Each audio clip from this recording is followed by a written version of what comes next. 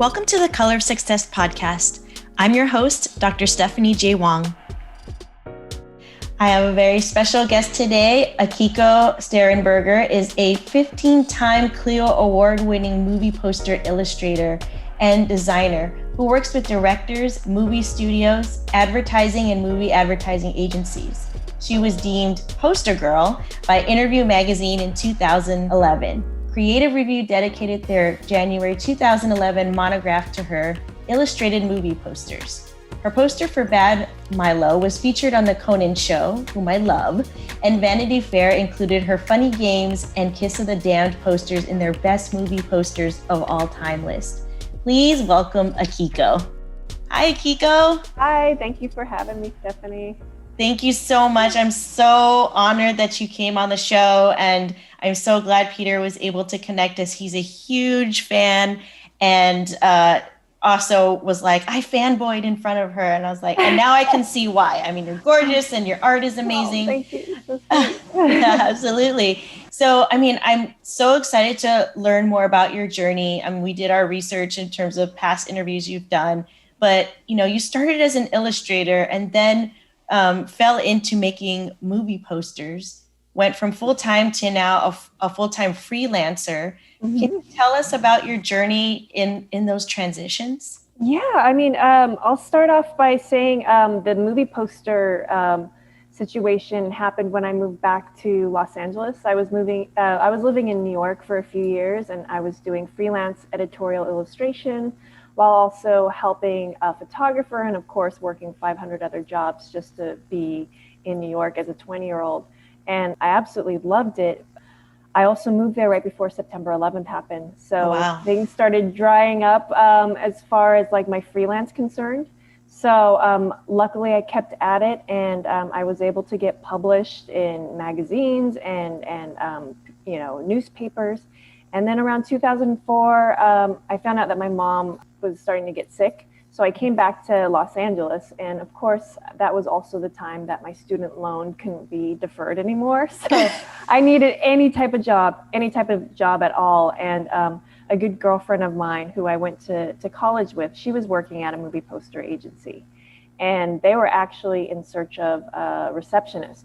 So I actually interviewed for that job, but I just happened to bring a magazine where one of my pieces was in, and one of the owners was a painter, and he's like, what are you thinking wanting to be a receptionist? Why don't you try making movie posters?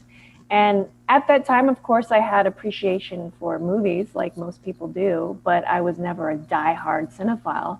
But I just kind of thought, okay, well, why not? Why don't I try this out? I mean, what else is there? What is there to lose? So they tried me out for 3 months. I learned on the job, kind of just messing up left and right. Luckily, I didn't get fired. And then after the first 3 months, they decided to sign me on full time as a junior designer. And from that point on, movie posters kind of became my life. I still continued freelancing, doing editorial illustration and advertising illustration, but movie poster work is kind of all consuming because the deadlines are crazy.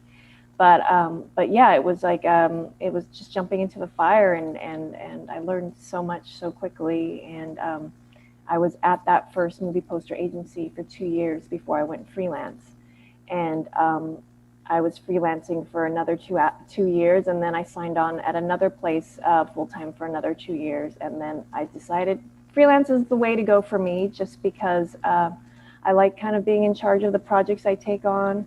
And I'm not saying one is better than the other. I mean, it's definitely its own beast, because you are basically running your own business, and you're chasing your paychecks, and you're trying to figure out contracts and everything. But for me, it always seemed to work better with what I enjoy to do the most, So yeah. And in addition to that, I always thought that travel was such a huge part of keeping me inspired and keeping me growing as a creative person. So being a freelancer, it also allowed me to travel and work from multiple locations, just as long as I had good internet. So yeah, freelance and going full-time freelance, I've never looked back. I definitely recommend it for people who, are after the same types of things that I am. Like I have no interest in moving up the ladder and, having a higher position than I already have. I just want to create work, and I want to be able to work with the clients I tend to gel with the best. You do your work for the love of the art, which is Yeah. essentially what most artists want to do, but Yes. it does take a lot of juggling, as I mentioned that word before we started the interview. And I like how your former boss was like, what are you doing? You're like, can you pay my student loan so that I can, this is what I'm doing here. This is what I'm doing here. Yeah. Exactly. But that's awesome, because it sounded like it was serendipitous, and at the same time, exactly what you needed to kind of advance your skills and learn the ins and outs of the industry.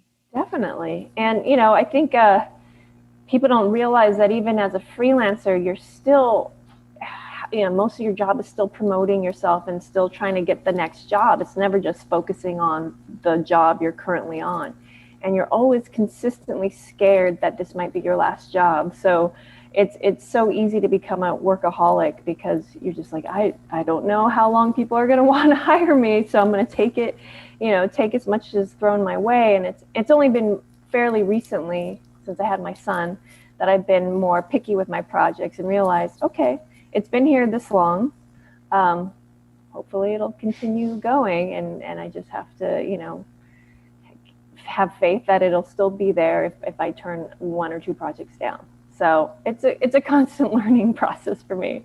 Yeah, and I was going to say, and normalize that, because we're talking about, like I mentioned in the bio, a 15-time CLIO winner, and still having some of that self-doubt and worry. And so especially people think once you reach a certain achievement level or status that goes away. But it sounds like what you're saying is it's definitely part of the process that people have to continue to grapple with.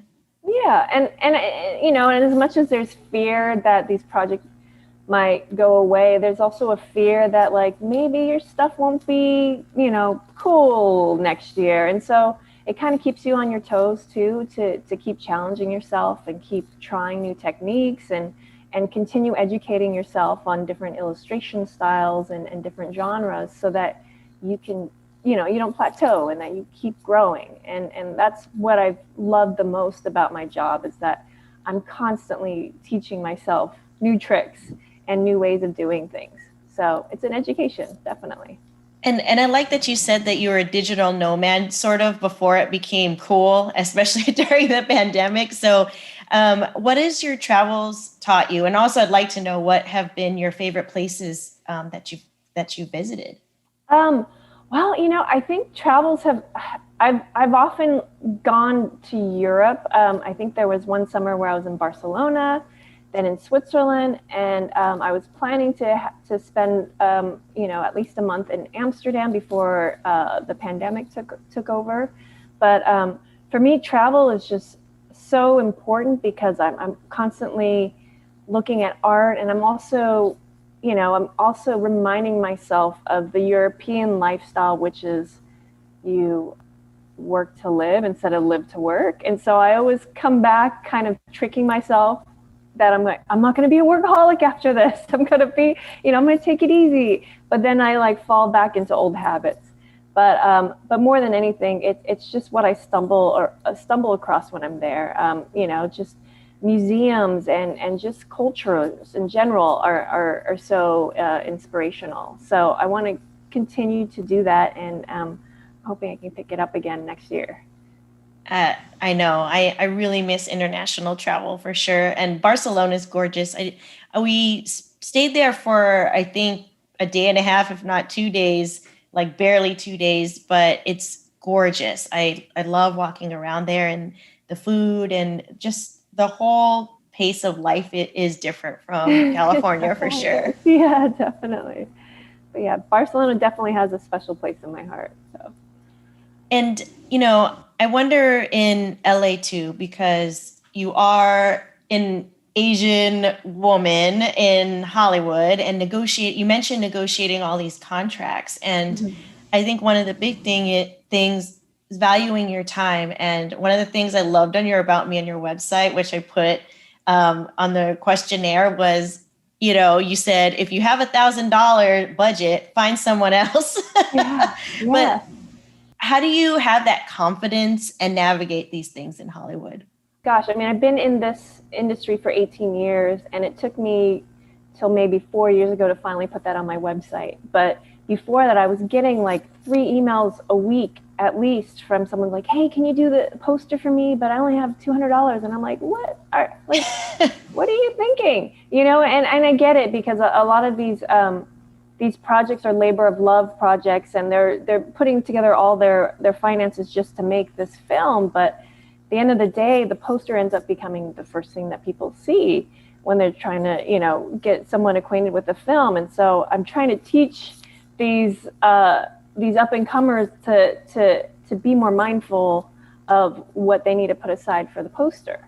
And I think by the time I finally put that on my website, I had written like maybe hundreds and hundreds of emails where I'm like nicely saying, I'm like, sorry, but that's just too little. And now I'm like, oh, it's taking me more time to write these emails than it would be for me to make these posters now.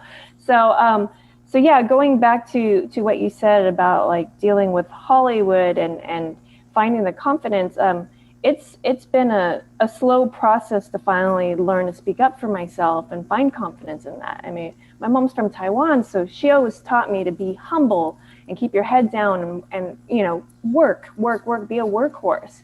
So I think for a good amount of time, I was just so thankful to have a job. But I was also kind of getting myself in these positions where I knew I was getting paid less than, many peers of mine that just happened to be men. And I also knew that me keeping my head down and working, becoming a workhorse, was eventually like getting taken advantage of. So I've learned to have a stronger voice over the years. And luckily, I've been seeing that there's not as much pushback as I thought. I'm still apologetic about it, and I still try to do it as nicely as possible. But yeah, I've definitely seen myself grow as far as confidence and asking for what I want. It's just taken a long time. Well, and I think that's the thing is there is a cultural piece for many of us where it's like, oh, you can only pay this much, like, okay, I'll do it just to be nice. And of course, I always advocate to be nice. And then there's also that fact of valuing yourself and not capitalizing on that fear that this will be your last job and I have to take whatever people give me and that's it. Mm-hmm. Yeah. I mean, it's the balance. It's a dance. Every project is a dance. That's for sure. Absolutely. And you've talked about, building up your confidence and finding your voice basically 4 years ago. I mean, what other challenges have you faced in your career or personally that you've had to cope with and that you've coped with differently than you would today rather than before?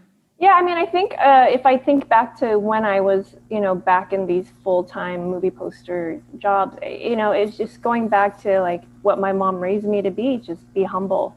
And so in the advertising world, usually the squeaky wheel gets the oil, so it was a learning process of trying to stick up for myself, but also not become this type of person that needs to step on people to get ahead. So I always try to be as respectful as possible. And, especially also for up and coming designers, I want to give them these opportunities that maybe weren't presented to me back when I was a young designer.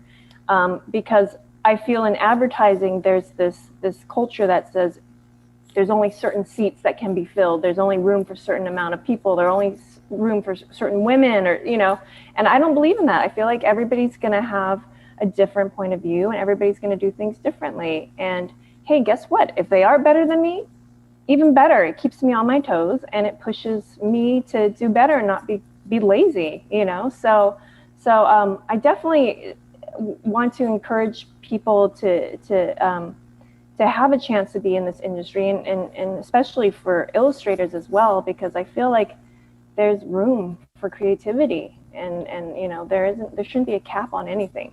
So I'm hoping that more voices or more underrepresented voices can make their way into our our industry.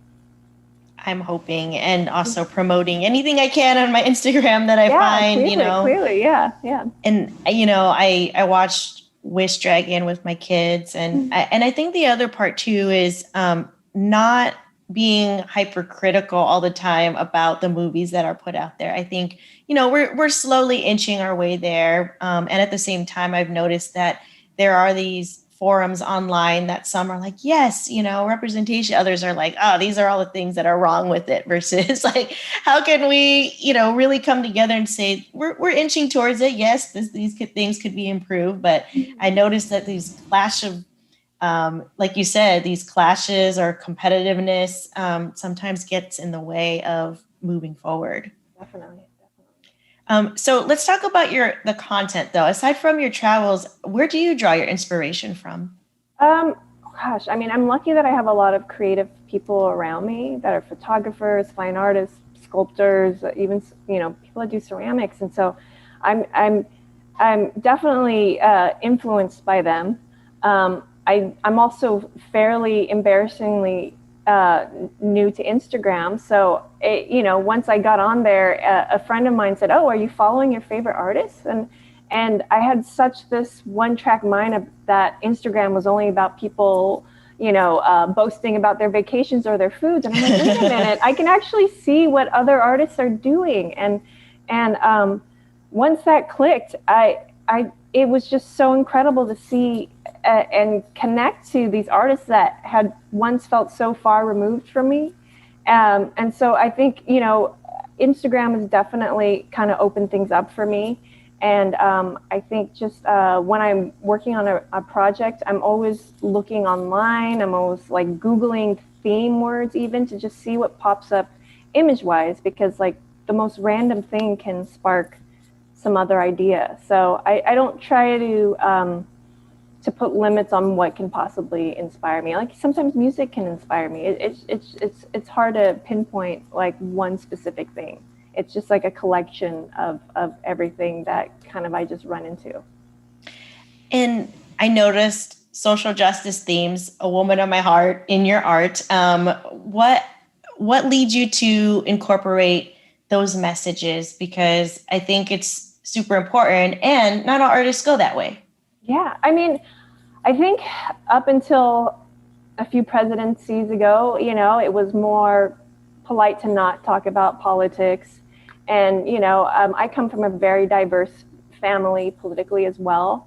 So I think we would always kind of agree to disagree and just kind of keep it as a soft topic. But, last year, it was hard not to face that, especially under lockdown. Like you're faced with having to see things you've kind of swept under the rug previously. And so at that point, I was just like, we're all watching this happen. Why not make some sort of a commentary on it? Hopefully, I was hoping mine was more lighthearted to kind of offset all the disappointing and heartbreaking things we're seeing every day. I was hoping it was enough to draw attention to what issues we needed to find, but also find some way that it didn't just completely shatter your heart, and you could finally find something in it that made you smile. It wasn't trying to be disrespectful to it. Some characters were, I definitely was. But I felt like it was a break from all the really just soul-crushing things we were seeing every day, but yet not ignoring it, Yeah, there is so much horrifying things that are happening. And I think when we look at artists like you and a lot of people that have been vocal about it, there is this hope that gets inspired, and that's what's needed. And I think, this podcast was born out of the pandemic, really, and really we see diversity among various guests in terms of how they're contributing in positive ways to the world and dealing with their own stressors.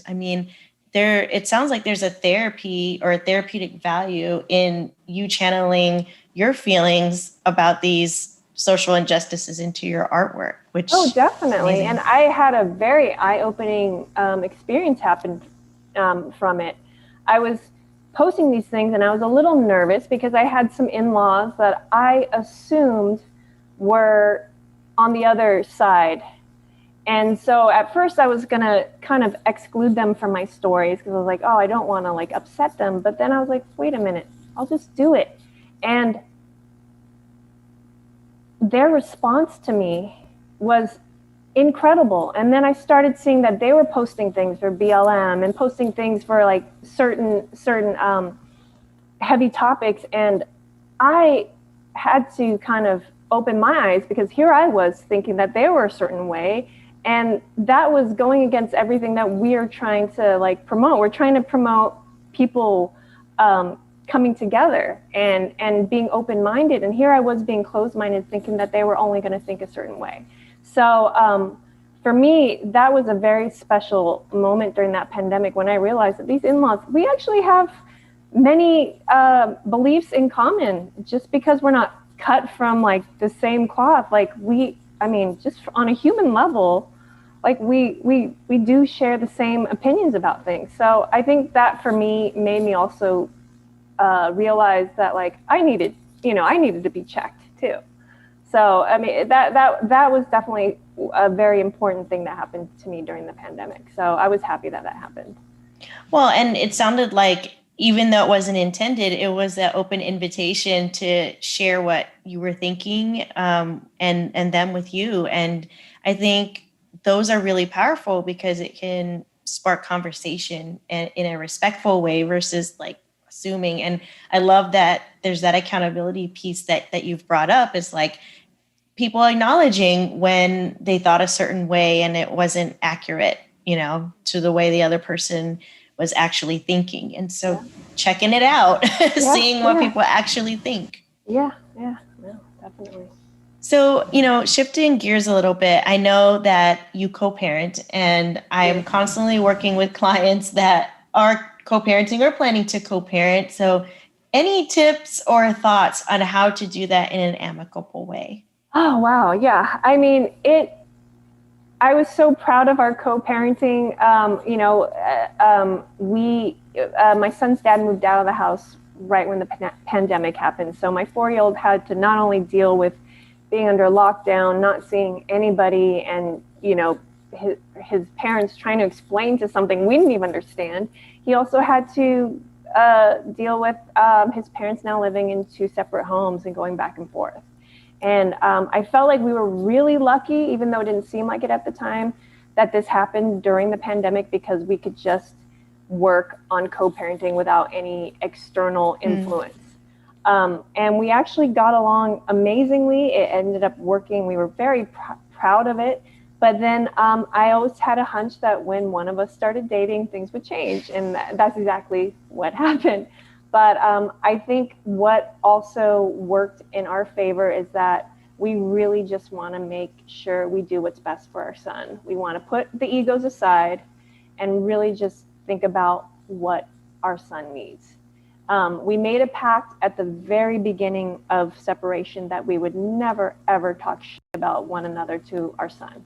I mean, no matter how hard it is to do that, we still do that to this day, even when we had periods of times when we weren't even talking. We just really have to make sure what we say about each other around him. And another thing that we did in the beginning is that we had a family day. So even though there was this back and forth and, switching homes, we made it a point to one day a week have dinner together and watch a show together. And I think that was great for my son to see that even though we weren't together, we were still friends, and we'll still participate in each other's family events. And so, it's not always going to be easy. We're not always going to be on the best of terms, but again, we have to kind of put our differences aside to make sure make sure my son really understands that he's loved and that this separation has nothing to do with anything he's done. And absolutely. And what came to this decision of splitting and co-parenting, for me, I thought it was really important for my son to be in 2 happy homes instead of 1 unhappy home. And I just really wanted him to also get a chance to see each of us happy. So And in addition to that, I also wanted him to not grow up in a home where our relationship was his biggest influence for his future relationships. So I think long term, even though it was rough and, we tried to work it out for my son, and as much as we didn't want my son to have a broken home, long term, I see that the effects are going to benefit him more than the other way. So absolutely. Yeah. And that takes real maturity and negotiation. And also, I'm wondering, how did you self-care during that time? Because that's also obviously hard on each of you respectively.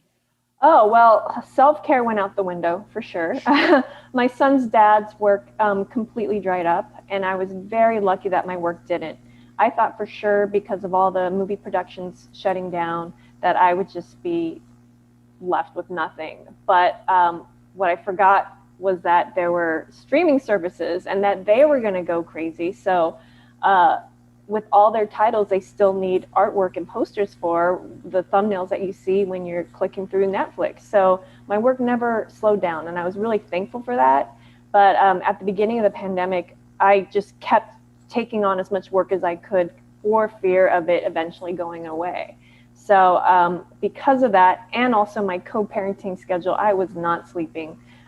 It's impossible to work and have my son. So I would basically be working when he was sleeping, and I work through the night and then work till 2 or 3 in the morning, and then wake up again at 6:30 for my son and his Zoom class. So, I mean, it was definitely a lot of months of me not sleeping. But at the same time, when things slowly started feeling better, like when we could get tested for COVID, like that's when things started feeling a little bit better, and I felt like I could ease off a little bit with work. But yeah, self-care has always been a consistent issue of mine. And I think now that, it's summertime and I'm trying to say no to more work because I've realized that it's lasted this long throughout the pandemic, I'm starting to focus on taking more road trips, taking more time out, making sure I have weekends. So it's just having bigger boundaries with my clients. I think that's the biggest self-care thing that I can do for myself. Absolutely. And it is hard, and to normalize that too. I mean, obviously I'm a psychologist, and so I didn't realize till I went to Hawaii a few weeks ago, I've been seeing patients like every day, pretty much for the whole time. And so it's a lot for anyone to carry, to be in this pandemic. And fortunately, we both had work. The and part is we both had work and we have kids, and there's so much that goes into that. So, kudos to you for also making it through, because it really is and was a tough time. I mean, I think that's also a great thing about this pandemic. We realize that we really are strong and we can make it through. We can figure out how to make it through. So that's a good lesson for everybody to learn throughout this. And know that we need people as well in real life. Exactly. Who would have thought? Who would have thought we needed people? Exactly. And it was great. I went to go see Fast 9. I want to see that. It's my husband's a huge fan of the franchise. So of course he watched the whole thing for his 7th time before we saw it. But it's just one of those great movies where you could just escape. But going to a movie theater, right? It was just like such a foreign concept after this whole time. Yeah. But I went to a movie over the weekend, and I was just like, oh, I missed this so much, So yeah, it still feels weird and awkward, but at the same time, you're like, oh, I really needed this. Yeah, absolutely. Yeah. Well, what has been one of your favorite projects or project that you've worked on throughout this time? Oh boy, throughout the pandemic or just? Mm-hmm. Yeah. Well, let's go pandemic first, and then throughout your career. Okay, let's see. Throughout the pandemic, I'm trying to think if I'm thinking of Ending Things was a Netflix film. It is a Charlie Kaufman film that I got to work on. That was during the pandemic, and it was just such a weird, just out of this world movie with with so many themes, and it was just one of those projects where it was a dream project because I could basically do anything just as long as it involved snow. That was the only thing that the director wanted. He's like, just involve snow. So my client at Netflix, he was awesome too, because he really pushed for something feeling more art versus illustration. So we got to collaborate and really come up with something out of the box for that. So I was really happy to work on that project. Yeah, that's amazing. Projects, definitely. Yeah, I was gonna say the freedom there of like, that's the only requirement. Awesome. Yeah, and the movie's super weird, so I can do anything. Great. Yeah. What about throughout your career? Throughout my career, I mean, I think it's always more dependent on the work process than the actual piece, because I think when a client really lets me just do what I want and not care about what is acceptable in the movie poster world, that's when I'm like really happy, because it also challenges me to push myself past what I normally do. A lot of neon projects when I work with neon, they're into more simple ideas, and they allow me to be more conceptual, and we play with optical illusions. I think those are my favorite projects. I think it's also the certain projects where a director comes and has my back more so than the studio's back. I mean, at the end of the day, the studio has pretty much the last say, but when a director comes to my defense, that's a great feeling. Absolutely. Yeah, I mean, I think what kind of pushed me into staying the more independent movie track was my Funny Games poster, which I did in 2006. And I'm so happy that happened, because if that wouldn't have happened, I would have always kind of been more forced towards mainstream movie poster work. So to have success in that poster just encouraged me to keep going down the more less conventional route. Absolutely. And I mean, it sounds like you really hit your stride in terms of saying, this is the right fit for me, this isn't the right fit for me. But I mean, how do you make that decision though, when there is a mainstream project that you work on, that you're going to take that on versus kind of continuing on the more independent route? Well, I mean, I still do work on quite a bit of mainstream titles. Whether mine becomes the final poster is a different story, but I kind of see them as a challenge too, because I'm like, oh, well, I've been doing indie. I mostly do indie, but like, am I able to do something more mainstream? And so when I'm able to kind of do something more mainstream yet and not completely ignore what my aesthetics are, then I'm really happy. If I can bring some concept into the poster, I'm really excited too. So yeah, I mean, each project, I don't want to be a one-trick pony. I want to continue to find ways where I'm like, oh, I didn't think I could do that, and I did, you know. So I feel like that's going to continue to like feed me as a designer and as an illustrator, to just keep challenging myself. And I wonder what legacy you want to leave or continue to promote for your son. I mean, are there messages that you'd like for him to definitely continue to see and hold on to as he grows up? Well, I think first and foremost, to see that like I'm a working mom. I think I'm hoping that that's something he'll appreciate when he's older. Also, that once I have a kid, I didn't have to completely give up who I was as an individual, you know. And so I'm hoping. I mean, we made so many projects together during the pandemic, you know, my son and I. And so I'm hoping that creativity stays with him, whether or not he decides to be an artist as he grows up. Just you know, having that train of thought that things don't always have to be exactly what is presented, you know, in front of you. So also, you know, like I said earlier about the whole co-parenting thing, it's just, you know, it's understanding that it's certain things are healthier even if they aren't in the traditional confines. You know, and so like I want him to like grow up thinking, you know what, if I'm in a relationship that doesn't feel good to me, it's okay to leave it. You know, it's okay to, you know, people might think a certain way, you know, but it's at the end of the day, it's all about keeping myself healthy more than, living up to what people might think or expect of me. So I'm just hoping it makes him a little bit bolder in his decisions, and it makes him feel confident if he doesn't feel like he's going with the grain, so we'll see what happens.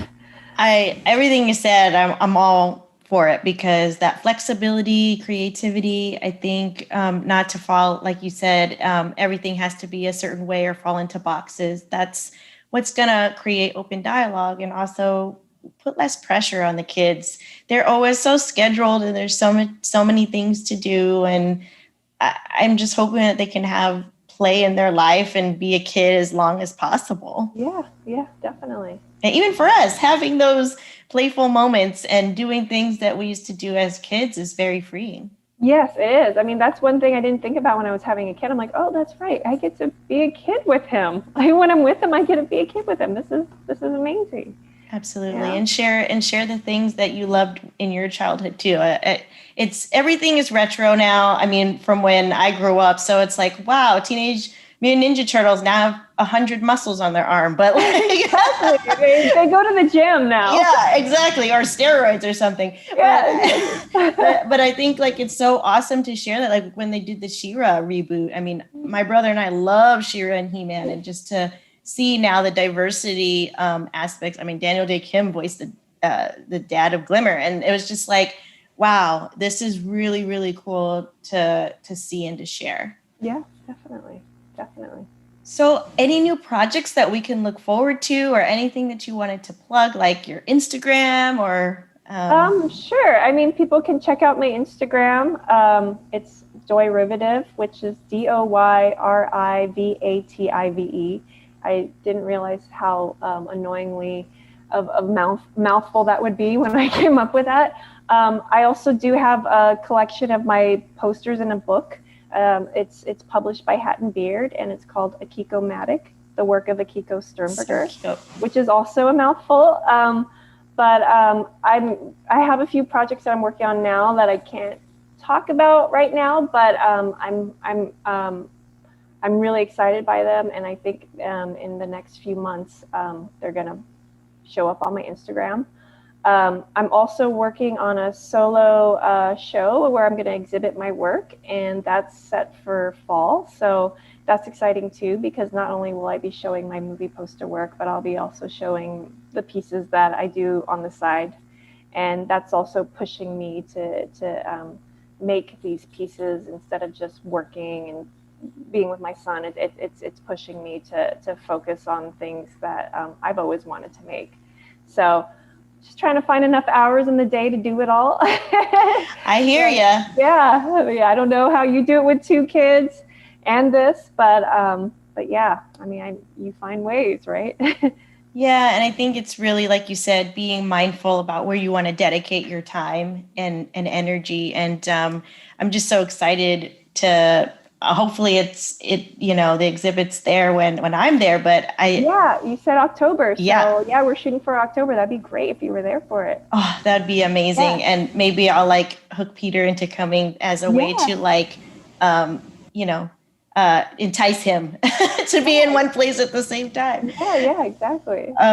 But I just so appreciate it, because I think what's great about it is we often see artists' artwork, and to get a glimpse of our favorite artists and people that we admire and hear their story is just so important. And I'm sure it'll make people feel even more connected to your work. So I just really appreciate you. You're just an amazing woman. And, Thank you. Likewise. I mean, your kids get to see you during a pandemic still kicking ass. So, I mean, that's going to be a huge influence for them too, growing up, so yeah. Congratulations to you. Oh, thank you. My greatest moment was talking to these 2 classes of 3rd graders and surprising my daughter on Zoom as the guest speaker. And it was one of the most special moments. And it's like, oh, this is why we're doing it, because she actually got her teacher to start listening to the podcast midway through the school year. And so her teacher invited me for APAM and Mental Health Awareness Month. And to share that and just for my daughter to have pride in it herself. Because, sometimes you're like, oh, I don't really want to do this anymore. And she's like, what? You would quit that? And you're just like, okay, no, I'm not. Yeah, sometimes you need an outsider to be like, no, keep at it. So yeah. Exactly. Well, I appreciate your time, and I definitely would like to continue to connect, and I will definitely look forward to that. Yeah, and I'll see you in October, hopefully, and I'd love to meet your kid. So Thank you. Thank you. Thank you so much for listening to the Color Success Podcast. Listen, like, subscribe on all major streaming platforms, YouTube, IG, and if you want exclusive content, you can join our Patreon. All links can be found at colorofsuccesspodcast.com.